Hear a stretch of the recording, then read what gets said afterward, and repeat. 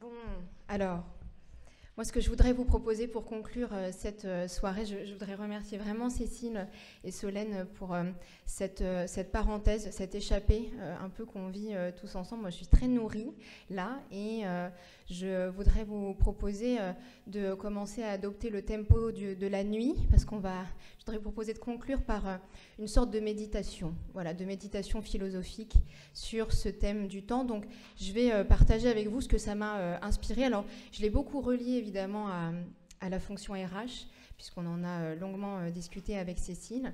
Et puis, on gardera un petit peu de temps à la fin pour des questions-réponses si ça vous a inspiré, ce que j'espère. Alors, vous allez voir que je vais faire quelques jeux de mots, mais ce ne sera jamais gratuit. C'est-à-dire qu'en philosophie, on joue sur les mots pour se les mettre en bouche différemment, pour les faire résonner différemment. Donc c'est ce que je vais faire un petit peu avec le temps. Et puis, on a beaucoup parlé de temps long et de temps court depuis le début de cette soirée. Alors c'est vrai qu'on aime bien, je crois que Michel le relevait, on aime bien la binarité en Occident, temps court, temps long. Et donc moi, j'aimerais nous emmener au milieu avec un temps continu. Voilà, quelque chose qui réconcilie un petit peu ces deux temps-là, et donc de prendre le temps de la pensée. Alors j'ai intitulé mon petit laïus « Perdre son temps à gagner du sens ». Et donc c'est cette idée de méditer pour ne pas perdre en sens ce qu'on gagne en temps dans les organisations.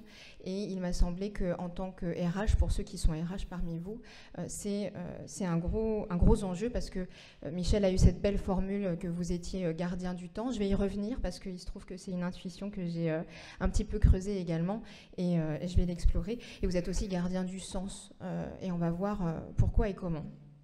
Alors, bon, je ne sais pas si vous avez de vagues souvenirs de votre année de terminale, mais le temps, c'est quand même... c'est le bon gros concept qui est dans la liste des profs, il faut qu'ils couvrent ce machin-là. Et donc, si vous voulez, c'est un peu depuis la nuit des temps que le temps fait question pour les hommes. Et c'est resté une énigme. C'est-à-dire qu'on pourra en dire tout ce qu'on veut aujourd'hui, ça reste assez énigmatique, cette affaire du temps. Et c'est ce que saint Augustin avait très bien formulé. Vous avez peut-être déjà entendu cette déclaration célèbre. Si vous ne me demandez pas ce qu'est le temps, je le sais. Dès lors que vous me demandez ce que c'est, je ne le sais plus. C'est vrai que demandez-vous, si je vous demandais là de définir en une phrase ce qu'est le temps, je vous souhaite bien du courage. C'est compliqué, c'est compliqué. Alors je me suis dit, bon, tu ne vas pas commencer par l'énigme, tu vas commencer par ce que tu vis au quotidien et par ce que tu entends au quotidien. Et donc, j'aime bien repartir, moi, des expressions qu'on a parce qu'elles ont beaucoup à nous dire, en fait, de notre rapport aux choses qu'on nomme. Et donc, toutes ces expressions, comme je suis dans le rush, je suis sous l'eau, c'est urgent, j'ai pas le temps, je manque de temps, je cours après le temps s'accélère, on en a parlé au début de la soirée. Donc tout ça, alors surtout je crois que ma préférée, c'est on n'a pas de temps à perdre. Alors avec cette idée évidemment que, imaginez qu'on a du temps à perdre, c'est présupposer qu'on possède le temps. Et pour perdre quelque chose, il faut qu'on l'ait, hein, déjà. Donc c'est déjà se dire que notre rapport au temps, il est sur le mode de l'avoir. Ouais. Bah ça c'est discutable. C'est discutable et il y a des philosophes qui nous ont aidés à penser qu'il faut peut-être penser le temps sur le mode de l'être. Tant et si bien que, en fait, on n'a pas le temps, on est le temps. Ça, c'est une intuition que Martin Heidegger, le philosophe allemand dont vous avez peut-être de vagues souvenirs, a creusé dans un gros ouvrage qui s'appelle « Être et temps ». Voilà, comme ça, tout est dit dans le titre, vous n'avez même pas besoin de lire le livre. Hein, l'idée d'Heidegger, donc, c'est que vous pensez prendre le temps, pour reprendre l'expression, mais c'est le temps qui vous prend, hein, au sens où on est toujours déjà pris dans le temps. Hein, et c'est pourquoi on ne croit pas si bien dire quand on avoue qu'on a été pris par le temps. C'est très vrai. Enfin, je veux dire, il faut prendre cette expression au sens littéral. On est pris par le temps. On est toujours pris par le temps, au sens où on est toujours pris dans le temps. On est toujours déjà du temps. Donc, Heidegger, c'est lui qui nous a laissé à penser qu'on n'a pas le temps, on est le temps, comme je le disais. Avec cette idée qu'en tant qu'être humain, on ne peut exister que temporellement. Hein, on existe en se temporisant. Voilà. Si j'utilise le gros jargon philosophique, je m'autorise parce que je suis à Sciences Po, le temps, c'est ce qu'on appelle en philosophie une détermination ontologique de l'être. Ça veut dire que le temps relève de notre essence, qu'on ne pourrait pas être autrement qu'en étant du temps, dans le temps. Bon. Alors dire que le temps, un peu comme l'espace d'ailleurs, le temps et l'espace, c'est les deux meilleurs amis, ils ne marchent pas l'un sans l'autre, en tout cas pas pour nous. Mais dire que le temps, c'est une modalité de ce que les phénoménologues comme Heidegger appellent très joliment l'être au monde, c'est-à-dire que c'est la façon dont on est au monde sous le mode du temps, eh bien ça implique un présupposé et une conséquence que je vais partager avec vous. D'abord, ça implique le présupposé que le contraire du temps qui passe, c'est le néant. Le temps ne s'arrête que pour les morts, vous avez remarqué ? Et c'est peut-être pour ça, je le dis comme ça, mais en réalité, je pense qu'il y a une angoisse associée au temps qui s'explique très bien, métaphysiquement. La raison pour laquelle il peut nous être difficile de ralentir, c'est que, ultimement, temporiser contient toujours l'angoisse de la non-vie. C'est-à-dire que quand on ralentit, on se dit faudrait pas que je ralentisse trop, parce que sinon je risque de mourir. En fait, métaphysiquement, c'est ça qui se passe quand on n'ose ou pas ralentir. C'est que d'une certaine manière, on sent intuitivement que potentiellement ralentir nous rapproche de la mort. Et pourtant, on sait aussi, au moins grâce à la musique, qu'une mélodie ne peut pas être faite uniquement de temps forts. En musique, je ne sais pas pour les musiciens ou les mélomanes, il y a cette très jolie expression de soupir dans les partitions. C'est incroyable cette expression, c'est magnifique. Il n'y a pas de rythme, il n'y a pas de tempo, il n'y a pas de temps sans soupir, donc sans silence, sans vide, sans respiration. Donc entre les temps forts que sont nos actions, il faut aussi savoir ménager des soupirs pour nos pensées. Enfin, on peut imaginer que les pensées, c'est les soupirs de la vie, si vous voulez. C'est que dans tout ce cours d'action dans lequel on est pris, penser, c'est soupirer. J'aurais dû souffler ça à Socrate. La pensée comme le soupir de l'âme. Donc il faut essayer de garder à l'esprit ce paradoxe que ce n'est qu'en s'arrêtant qu'on peut remettre la pensée en mouvement. C'est qu'en s'arrêtant, ou au moins en ralentissant, qu'on peut remettre paradoxalement la pensée en mouvement. Ça, c'est quand même, je pense, le grand défi pour chacun d'entre nous aujourd'hui, du fait de ce que Michel et Laurence, Bénédicte, excusez-moi, nous ont bien expliqué, c'est ce défi de ralentir. Ça, c'était pour le présupposé. Pour la conséquence du fait qu'on est au monde sous le mode du temps, c'est que plus on rétrécit le temps, ou plus on le compresse, et les technologies nous y aident bien, on a compris, plus en fait c'est nous qu'on rétrécit. C'est pour ça que c'est douloureux, c'est pour ça que c'est oppressant. C'est parce que quand je raccourcis le temps, c'est moi que je raccourcis, quoi. Ou quand je l'accélère, c'est moi que j'accélère, donc c'est parce que c'est intimement lié à mon être. Et je reviens à Saint-Augustin parce que il l'a très bien dit dans ses confessions, c'est en toi, mon âme, que je mesure le temps. Alors que nous, on est tout le temps en train de regarder l'horloge ou nos montres, puis on ne regarde plus dedans. Et Saint-Augustin nous dit, c'est en toi, mon âme, que je mesure le temps. Et lorsqu'il regarde dans son âme, Saint-Augustin, qu'est-ce qu'il trouve ? Il trouve que du présent. Il dit, c'est incroyable en fait. Il n'y a que du présent. Simplement, il est vécu selon 3 modes. Le présent du passé, le présent du présent et le présent de l'avenir. Donc, Saint-Augustin, c'est un des premiers qui a réussi à nous faire sortir du présent comme un point géométrique, et qui nous a dit, il y a le présent du passé, c'est le présent comme trace que forment les souvenirs. En fait, mes souvenirs, ils sont toujours un peu là, enfin, je veux dire, ils sont à portée de main d'une certaine manière, ils ne sont pas loin derrière comme on pourrait croire. Je peux les recontacter à peu près ce que je veux, enfin, pour autant que ça ait pris de l'importance pour moi, mais enfin, la trace du passé qui forme une sorte de présent. Le présent du présent, c'est l'attention, quand on se concentre sur quelque chose. Alors, Solène nous a proposé tout à l'heure de travailler cette qualité de présence-là, le présent du présent. Et puis, le présent de l'avenir qui se joue pour Saint-Augustin dans tout ce qui est de l'ordre de l'attente ou du projet. Voilà. Donc, en fait, la mémoire, l'attention Et l'attente sont, pour Saint-Augustin, les 3 directions de l'esprit, mais au présent. Ces 3 états de conscience. Voilà, il y a 3 présents. Le présent en tant que mémoire, le présent en tant qu'attention, et le présent en tant qu'attente. Et ce que je trouve intéressant, c'est qu'il y a un philosophe qui va lui répondre des siècles après à Saint-Augustin, c'est Henri Bergson. Si vous n'avez pas lu Bergson, on a la chance quand même parce que c'est un philosophe qui est à la fois très puissant et très accessible, Henri Bergson. Notamment, je vous encourage à lire L'évolution créatrice, magnifique. Puis s'il y a des passages que vous ne comprenez pas, vous faites comme moi, vous sautez. Bah oui, c'est ça. Non, mais c'est comme ça qu'il faut lire la philosophie. Il ne faut pas se prendre la tête. Hein. Quand c'est trop compliqué, on passe et puis on comprend plus tard.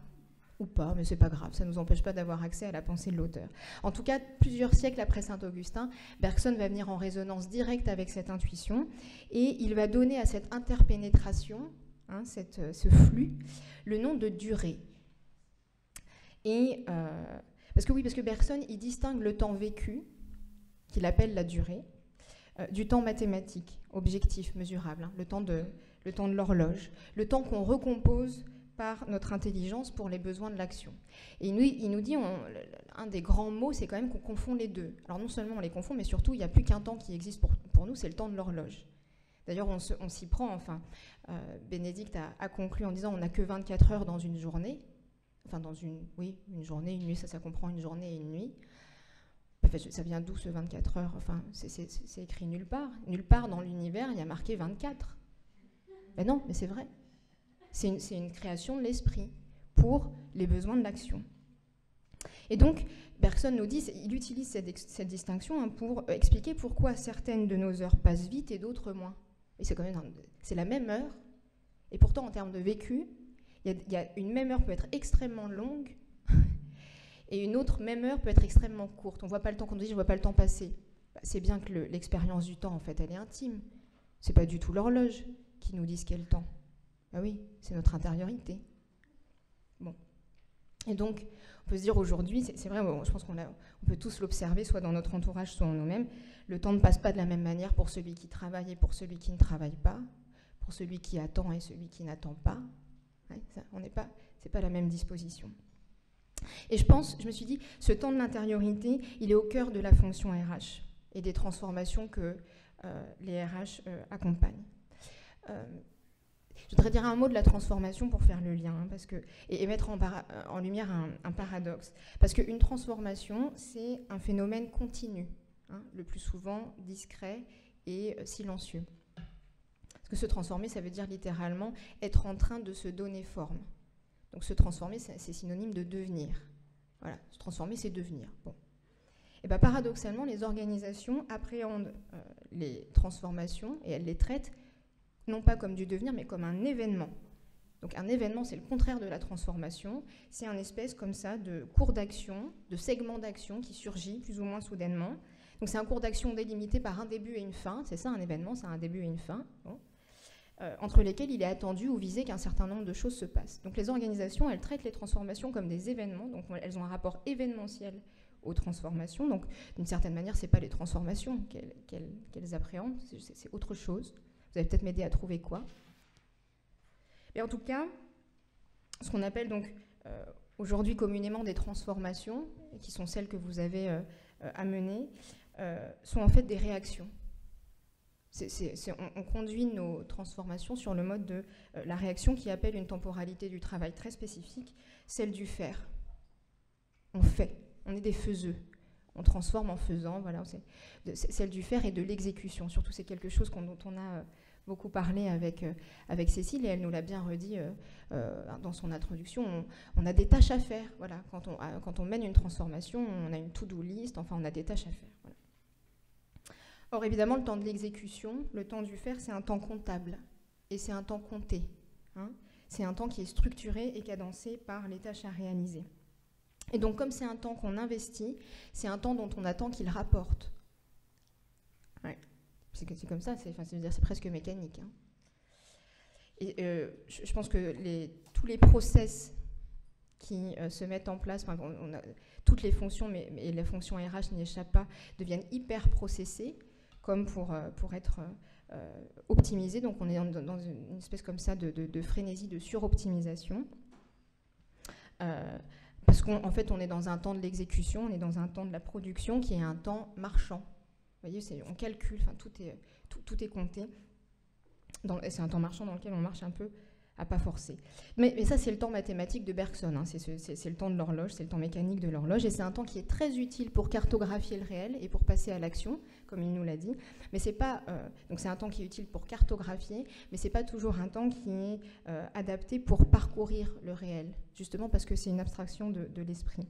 Et je me suis souvenu, quand je me suis dit, tiens, le temps qui permet de cartographier le réel, ce temps un peu abstrait, là, je me suis souvenu de cette fulgurance du philosophe Alfred Korzybski.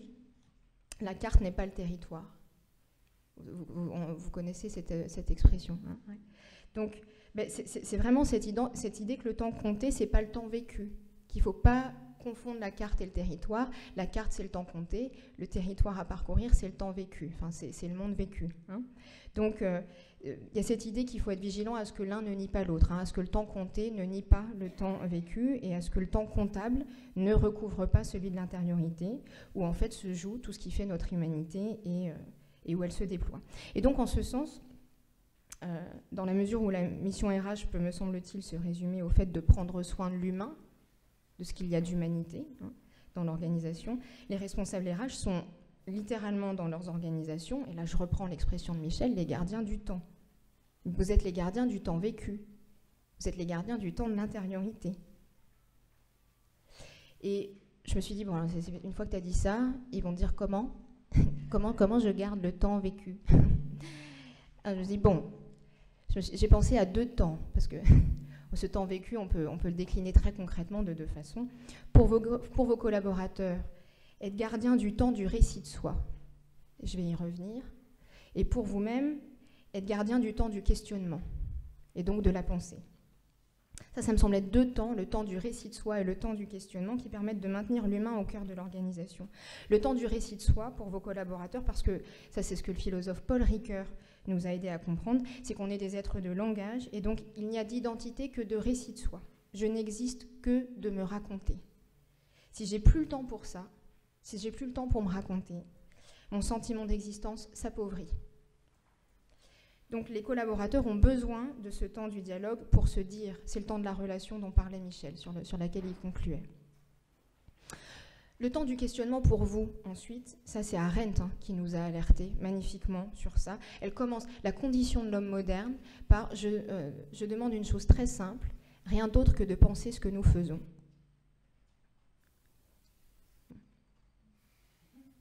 Parce que penser ce qu'on fait, c'est la marque de notre humanité. Donc, quand on renonce au temps de la pensée, c'est accepter de se faire un peu moins homme et un peu plus machine. C'est hyper important, hein, c'est-à-dire qu'on fait des vrais choix métaphysiques à chaque fois qu'on renonce au temps de la pensée et au temps du questionnement. C'est-à-dire qu'en faisant ça, on se dit, bon d'accord, j'accepte d'être un peu plus une technologie ou une chose. Voilà, mais c'est un choix. Et donc, je me demande comment on peut être vraiment acteur de la transformation si, en fait, on ne peut pas penser ou questionner la finalité de l'action, si on est condamné, en fait, à la réaction. Vous voyez, si on ne peut pas sortir du régime de la réaction, si on ne peut pas rentrer de nouveau de plein pied dans le régime de l'action, difficile d'être acteur de la transformation. Donc c'est vraiment l'une des leçons d'Arendt, c'est qu'il n'y a pas d'action à proprement parler sans penser. Donc c'est le défi, en fait, pour nous, je pense aujourd'hui dans les organisations, de ne pas faire de l'urgence une finalité. Et ça va vite aussi, hein, c'est-à-dire que comme en plus l'urgence se généralise, je pense qu'en fait, en plus, le fait que l'urgence se généralise nous indique plutôt que, en fait, nos actions manquent de sens, à bien y regarder. Alors, je voudrais conclure en ouvrant un peu, avant de vous laisser m'interpeller avec vos questions ou vos commentaires, vos inspirations. Michel, il m'a tout piqué. Il a évoqué aussi l'idée que le temps occidental était un temps objectivé et linéaire. Hein, il a dit ça c'est vrai qu'on est vraiment dans cette ligne-là. Et on sait, notamment grâce à l'Extrême-Orient, que tout le monde n'a pas toujours pensé le temps de la même manière. Eux, ils ont un temps à la fois plutôt subjectif et puis surtout cyclique, pour ne pas dire circulaire. avec cette idée que le temps, c'est pas une ligne droite, c'est pas la flèche, hein, c'est vraiment l'idée du... alors, à la fois à peu près du retour du même, mais pas complètement. C'est pas l'éternel retour de Nietzsche. Mais vous voyez, quand je fais ça, en fait, ça crée du plein. Hein. L'idée du cercle, c'est qu'il convoque aussi vraiment l'idée de la plénitude.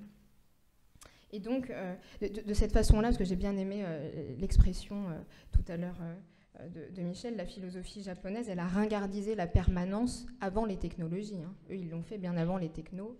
Ils ont compris que la permanence, c'était pas ça. Hein. Donc, ils ont accepté à la fois cette impermanence, donc l'idée que tout est extrêmement fragile, précaire, hein, et que tout se fait et se défait constamment. Donc, on va de destruction en régénération. Donc, ils ont cultivé cette capacité à apprécier l'instant présent en sachant qu'il ne va pas durer et que c'est OK de le laisser passer. Donc, en fait, ils préparent et ils réparent tout le temps, les Japonais. Ils préparent et ils réparent, ils détruisent et ils reconstruisent. Et puisqu'ils savent que tout est périssable, eh bien, ils portent leur attention à la conservation de l'esprit plutôt qu'à celle des choses, à la culture du sens plutôt qu'à la culture des objets. Et c'est aussi pour ça qu'ils sont restés, enfin, pour partie, une culture assez minimaliste. Je ne sais pas si vous savez, mais au Japon, tous les 30 ans, on détruit des temples pour les rebâtir dans l'esprit des fondateurs, mais on les détruit volontairement, hein, comme pour accuser le fait que rien n'est permanent. Donc, je trouve que ce qu'il nous laisse comme invitation, c'est évidemment d'essayer de retrouver, et même vous, en tant que RH dans vos missions, le plaisir du voyage avant celui de la destination. Donc, c'est d'apprendre un petit peu à oublier la certitude de la ligne droite pour retrouver l'impermanence ou la fugacité du point et la beauté du cercle dans laquelle ce point se trouve. Bref, il nous invite à remettre un petit peu de plénitude dans notre fuite en avant. Je fais les gestes parce que je trouve que c'est très parlant. Et donc, je ne peux pas terminer sur cette note binaire. Alors, vous choisissez le cercle ou la ligne, hein? Entre la ligne et le cercle, faut-il choisir? Non, mais je pense qu'il faut. Enfin, voilà, je vais essayer d'être conséquente en sortant de cette binarité parce que les alternatives sont à la fois très pratiques et souvent limitantes. En vous proposant de penser la spirale. Ben oui, parce que la spirale, elle réunit à la fois la verticalité de la ligne et la rondeur ou la circularité du cercle. Donc la ligne, c'est évidemment pour nous dire qu'il y a des choses qui sont irréversibles. Je pense que ce serait se leurrer que de penser le contraire. Et en même temps, tout revient jamais complètement pareil, mais tout revient, donc pas d'inquiétude. On peut prendre le temps de penser. Voilà pour cette petite méditation.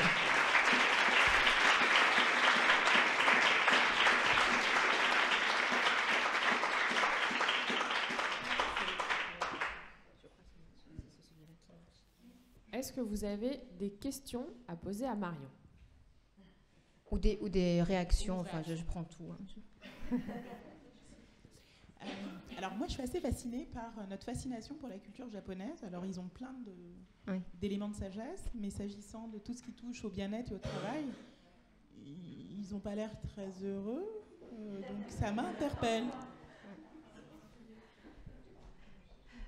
Oui, alors c'est vrai qu'il faut bien choisir ses thèmes quand on veut aller piquer chez les extrêmes orientaux. Ce qui est intéressant, c'est que je pense qu'il faudrait d'abord interroger leur conception du travail, c'est sûr, et leur conception du bien-être.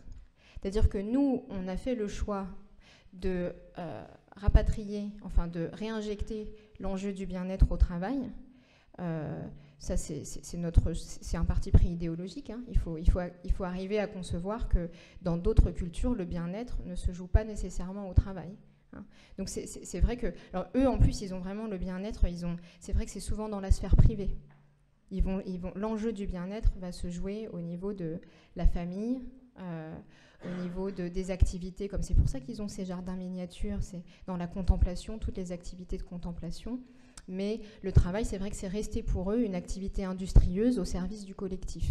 Donc c'est un endroit de la vie, le travail, où cette idée que l'individu s'efface à la faveur du collectif est restée particulièrement forte. Oui, c'est très juste. Oui, mais en même temps, ils ont un rapport à la réussite, ils ont un niveau de stress au travail et un taux de suicide, honnêtement, c'est interpelle. Oui. Alors je ne sais pas si c'est un rapport à la réussite, là, en l'occurrence. Enfin, je pense que c'est un rapport à la... encore une fois, c'est le rapport à comment je me mets au service du collectif. C'est-à-dire qu'ils se définissent beaucoup par rapport à leur utilité pour le collectif. Donc, je sais même pas, ils n'ont pas le même concept de réussite que nous. C'est-à-dire, je pense que c'est très délicat, vous savez, hein, en réalité, de parler de la Chine et du Japon aujourd'hui pour nous, parce que d'abord, on a du mal à les penser autrement qu'avec nos catégories à nous. C'est-à-dire, on projette sur eux. Évidemment, on peut difficilement faire autrement.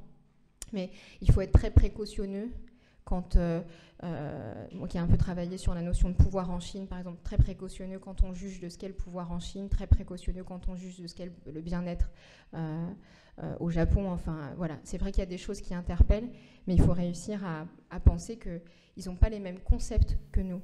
Ouais. Oui. Bonsoir, merci d'abord pour votre intervention. Alors moi, je fais 3 petits commentaires. L'idée du temps kairos, donc c'est vraiment le temps cyclique, et l'idée du temps chronos qui est plus linéaire. Oui. Et ça me fait penser qu'on peut faire un parallèle avec l'énergie du corps. Et l'énergie du corps qui est linéaire et plus masculine, et féminine plus ronde.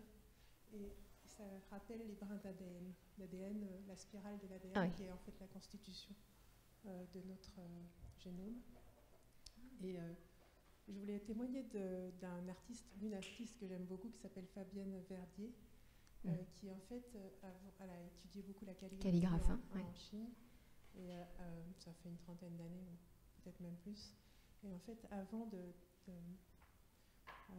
peindre, elle médite.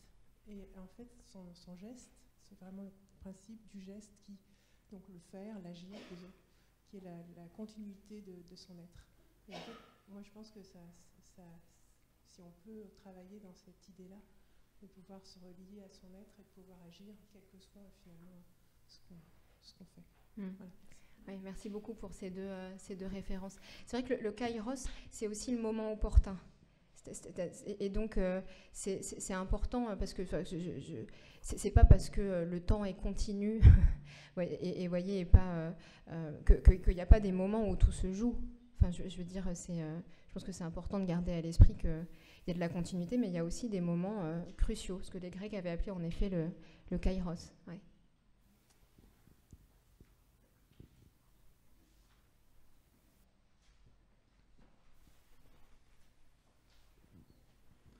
Bonsoir, merci pour cette présentation passionnante.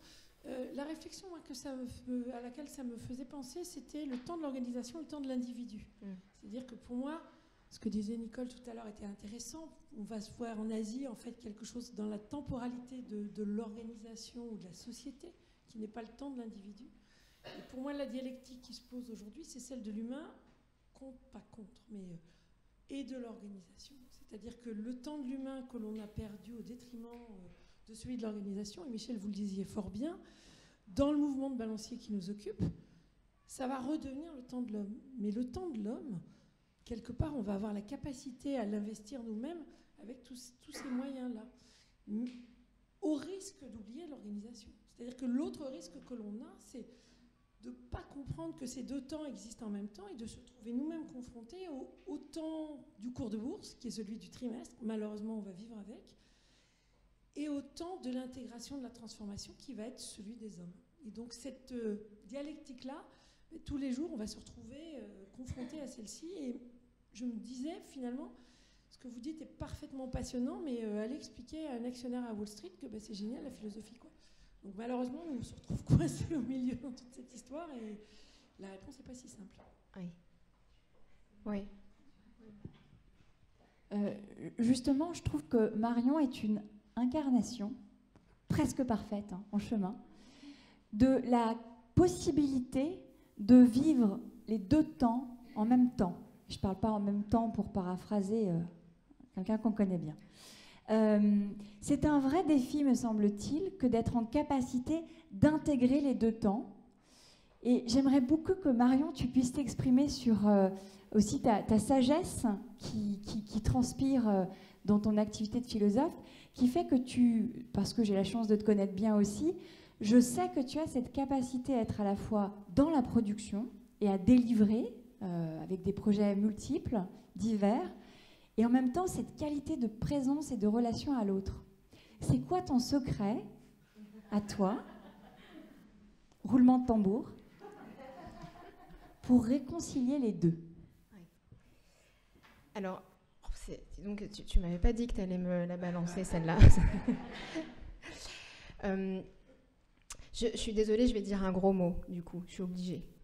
C'est l'amour. Oui, il faut beaucoup aimer les hommes, il faut beaucoup aimer l'humanité pour relever les défis qui se présentent à nous aujourd'hui. Parce que vous savez, ce qu'on crée aujourd'hui, enfin tous les mots qu'on rencontre aujourd'hui, à mon sens, c'est des symptômes du fait qu'on ne s'aime pas. L'humanité ne s'aime pas beaucoup. Voilà, mais ça, enfin, je veux dire, les religions l'ont dit avant moi. Moi, j'ai rien inventé. Hein.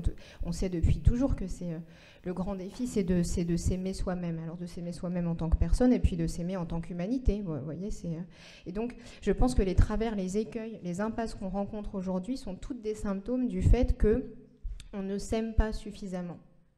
Et donc, moi, j'essaye, pour tenir ensemble tous les enjeux, de cultiver cet amour-là de l'humanité. Et donc, l'humain, c'est un être qui est fait à la fois de pensée, mais aussi d'action. Donc, il faut que je cultive à la fois le goût de la pensée et celui de l'action. C'est-à-dire que si je veux être conséquente, si je veux vraiment aimer l'humanité, je vais prendre soin de la pensée aussi bien que de l'action. Je vais pas, encore une fois, j'essaye de ne pas entériner cette séparation ruineuse que Descartes nous a bien aidé à asseoir, qu'on a d'un côté la pensée quand on a le temps, enfin pour ceux qui ont le luxe de pondre des choses comme ce que j'ai partagé avec vous, et puis de l'autre, tous ceux qui sont dans l'action et qui eux font. Hein. Nous, on fait. Hein.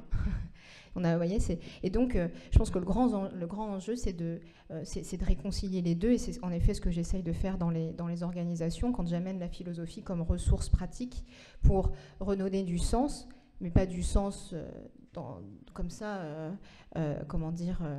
hors sol, du sens à l'action. C'est-à-dire que c'est quand même, on est des êtres qui avons les deux dimensions. Mais pour répondre à ta question, mon point de départ, enfin celui duquel je pars et auquel je reviens, j'essaye, c'est l'amour. Je suis désolée, c'est un petit peu iconoclaste. Ça s'applaudit.